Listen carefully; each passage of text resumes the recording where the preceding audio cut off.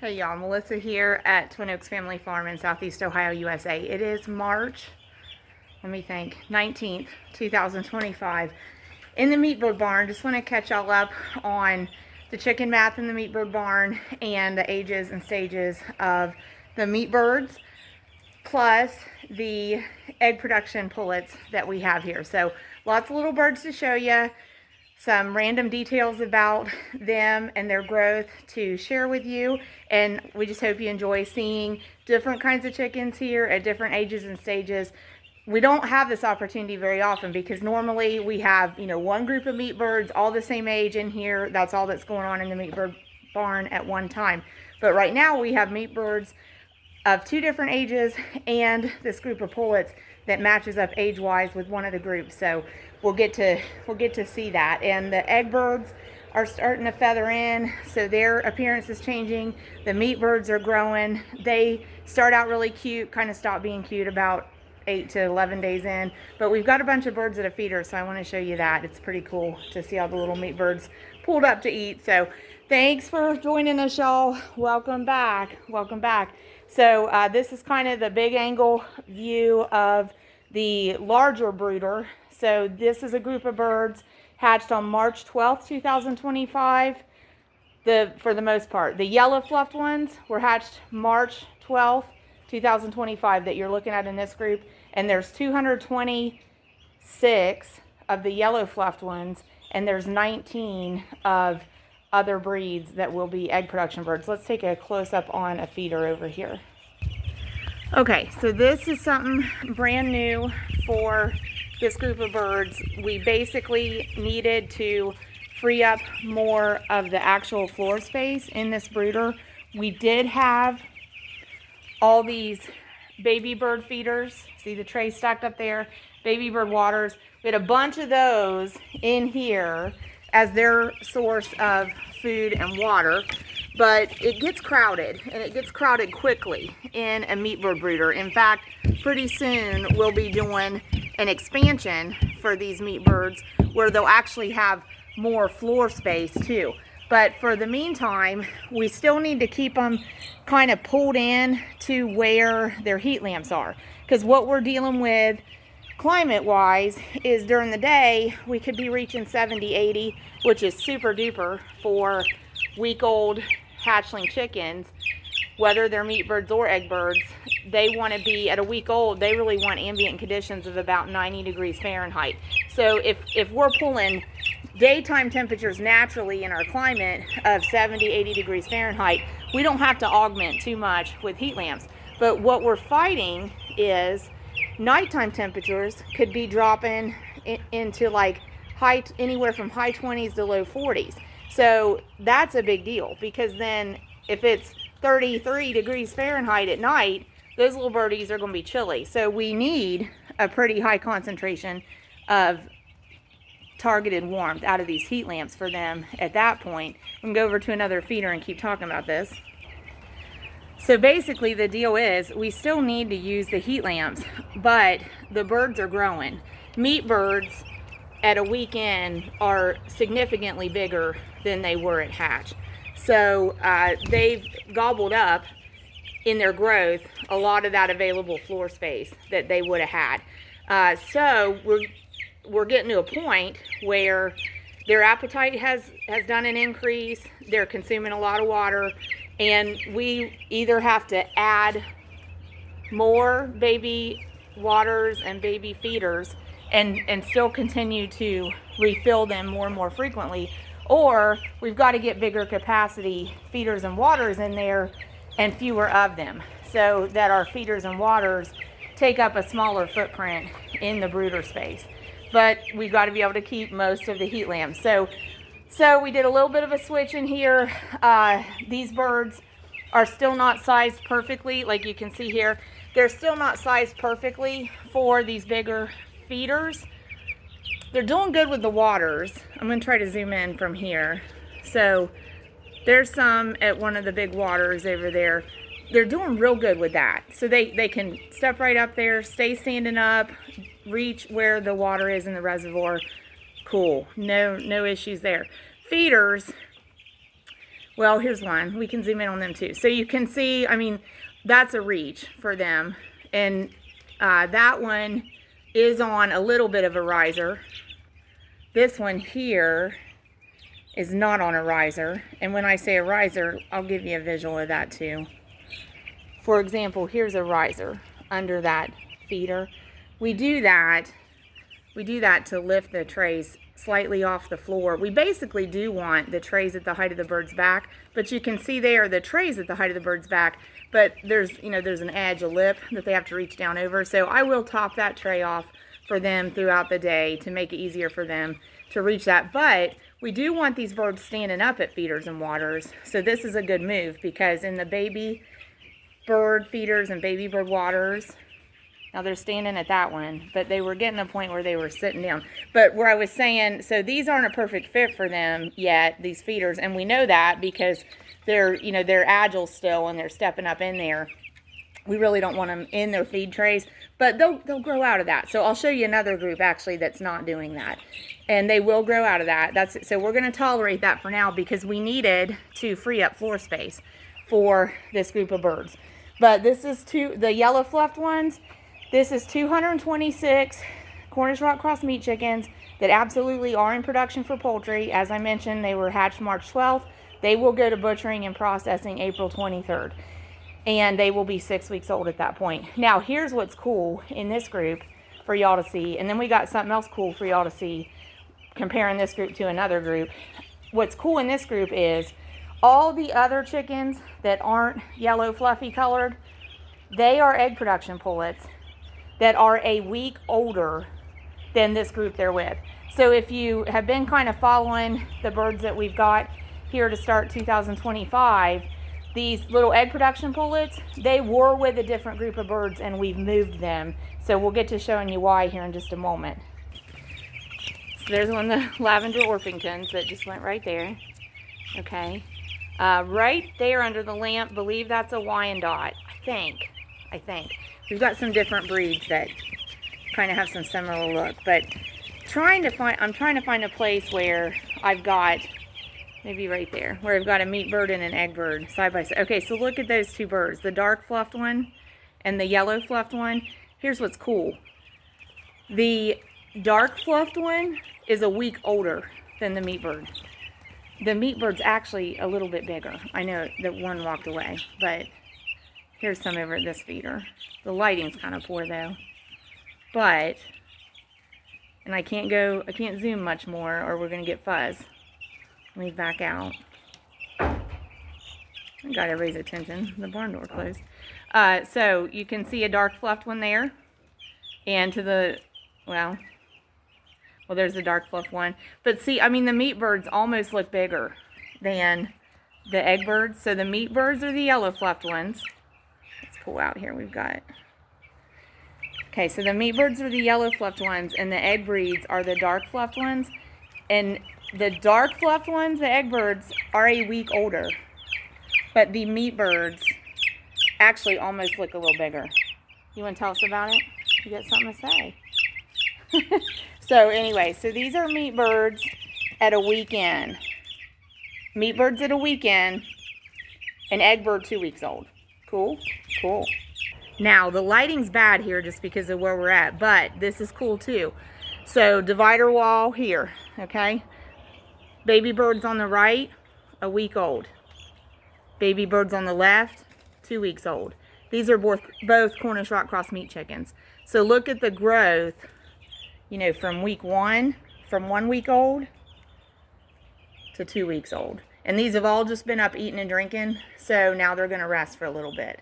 Meat birds that are 2 weeks old, meat birds that are 1 week old, and back there we can see an egg breed that's a week older than the meat breed. And the meat bird is older. I'm sorry, meat bird is younger, meat bird is bigger, is what I was trying to say. The meat bird is bigger than the egg bird, even though the meat bird is a week younger in that example. So it's just cool, y'all, to see the growth of these meat birds and then to see them, I know the lighting's really bad there, and then to see them at different ages. So on the right, a week old, like such. On the left, 2 weeks old, like such. These were hatched March 5th, 2025. And this is, you're not able to get the whole look of the brooder here, but there's, how many's in y'all's group down there? I think we're at 75 in this group. And we've got one in here that's kind of small. So these birds were originally with this group of meat birds because these egg birds, they were hatched the same day as that group of meat birds. This one here's the chocolate Orpington. So this chocolate Orpington and these other egg birds, they were over on the other side of the brooder divider with the group that had the same hatch day as them. When those meat birds started getting so much bigger than them, we actually took these 19 egg production pullets and moved them by hand over here where they match up in size a little better. And actually, so, you know, judging from the size of these week-old meat birds and these 2-week-old meat birds, we only have about another week that we're going to want to keep these egg production breeds with the little meat birds.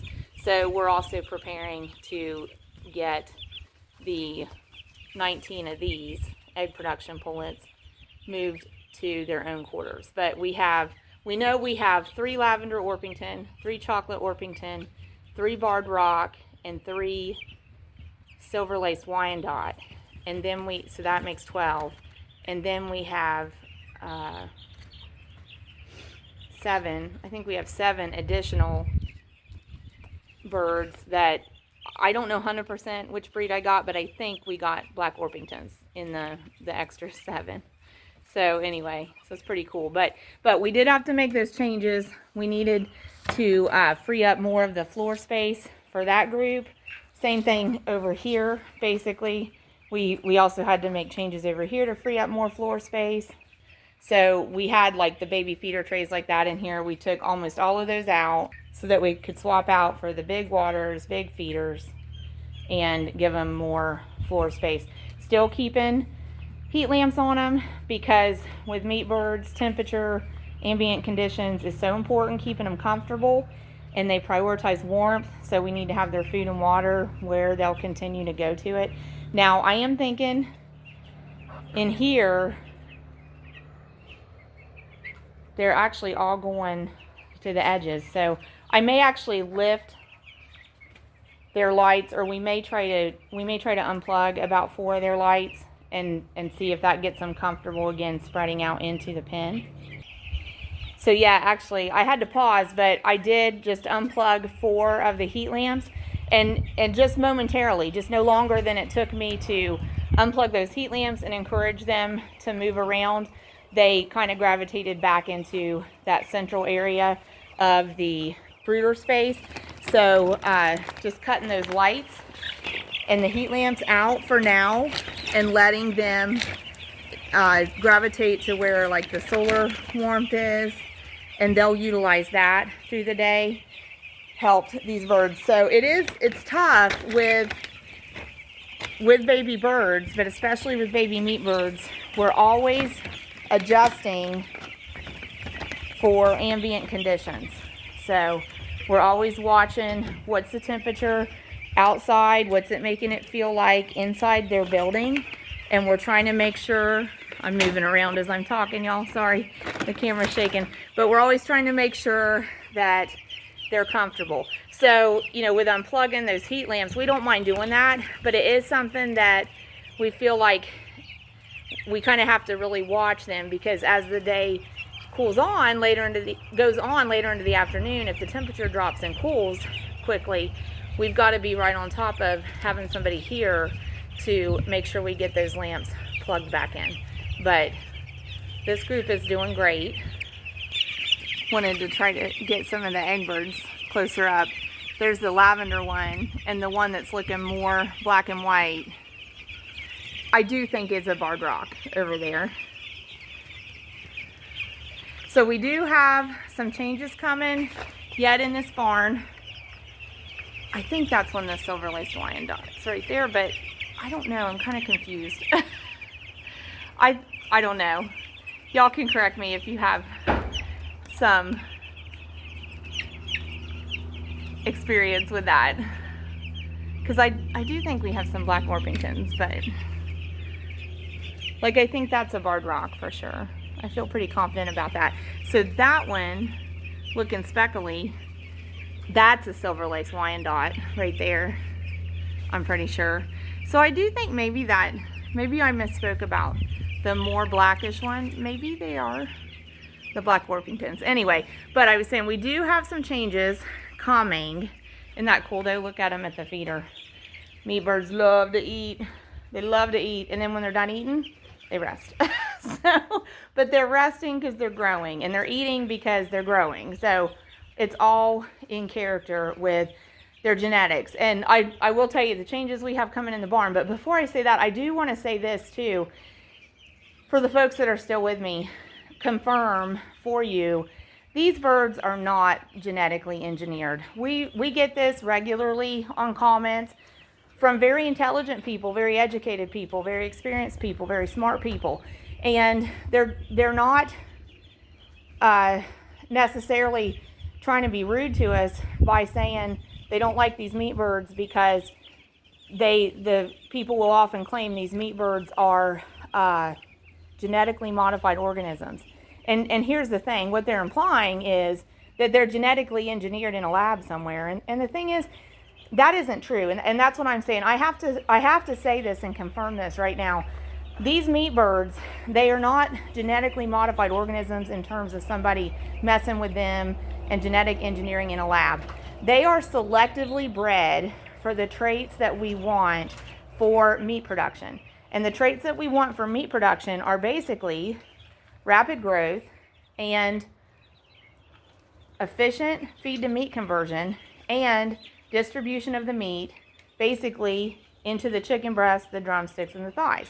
So meat birds are produced by selectively breeding parents that have those traits to produce offspring that will accentuate those traits.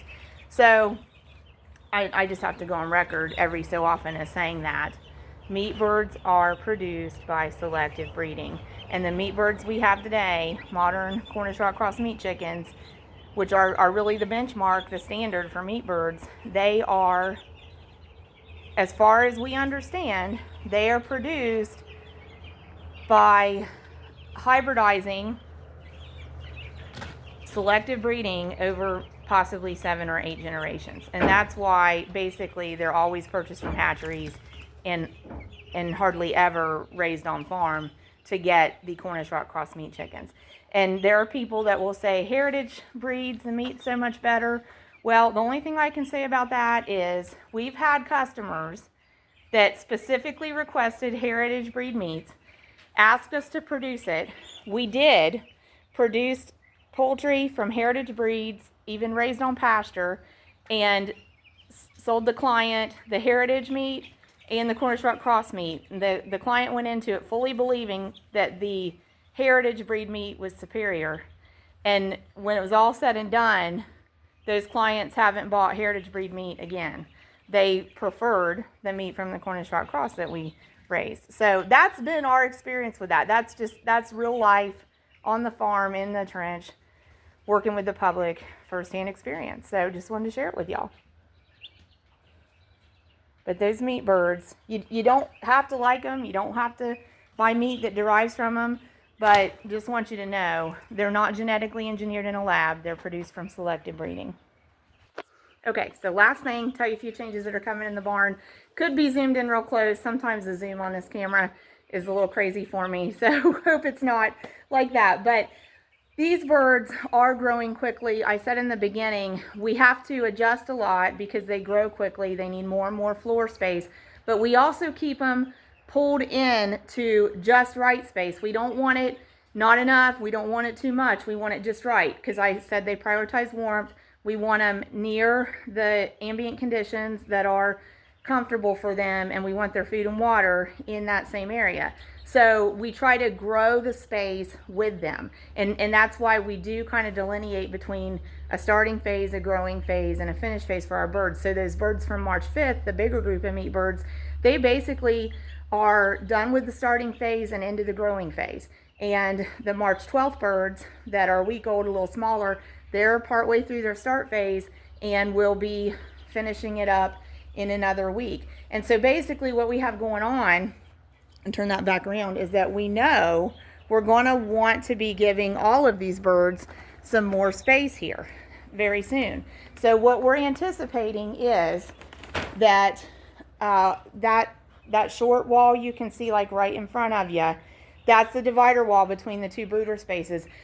We're kind of envisioning that coming down and letting that smaller group that's a week older have this entire space. We'll have to take some of those heat lamps down and reconfigure some of that. So the 75 or so birds, meat birds, will get this whole space. In this group, remember I said the egg production pullet breeds are going to leave. So there's two. Maybe those are both barred rock. Man, I'm all over the place on these, trying to figure out these breeds. But I think the one on the left is the barred rock, and I think the one on that one, so left barred rock, right, I think that's the Wyandotte, I think. Y'all correct me if you think I'm wrong. But anyway, so then this group, we said those egg breed pullets, they're going to go out into their own space. And then all of this over here, this part of the building, is about a third of the building. So it would end up about 10 foot by 30 foot. I'm thinking the 200 some meat birds are going to end up there. So we'll build like from that corner, that short wall corner, like right in front of where I'm standing, up to where those doors are on the right hand side of the door framing. We'll make another short wall. We'll have to put some lamps up. We'll suspend them from the ceiling. See, like there's where we've had a lamp before. We'll put some lamps up. We'll put bedding down. Obviously, these material things are going to have to be out of here. That's all being used on some chicken coop builds for hen houses that we're making. So that's the plan. So hopefully in about a week, we can start to do that. We can get those 75 into that whole space there and get these 200 some at least. Maybe we can at least start by moving them over here, kind of like in this portion of the barn for a couple of weeks, and then we'll be able to open up this whole side for them. And so those spaces then should accommodate those meat birds to the end of production. And then, lo and behold, they go to processor on April 23rd, and we have a group moving in a week later. Thanks for joining us, y'all.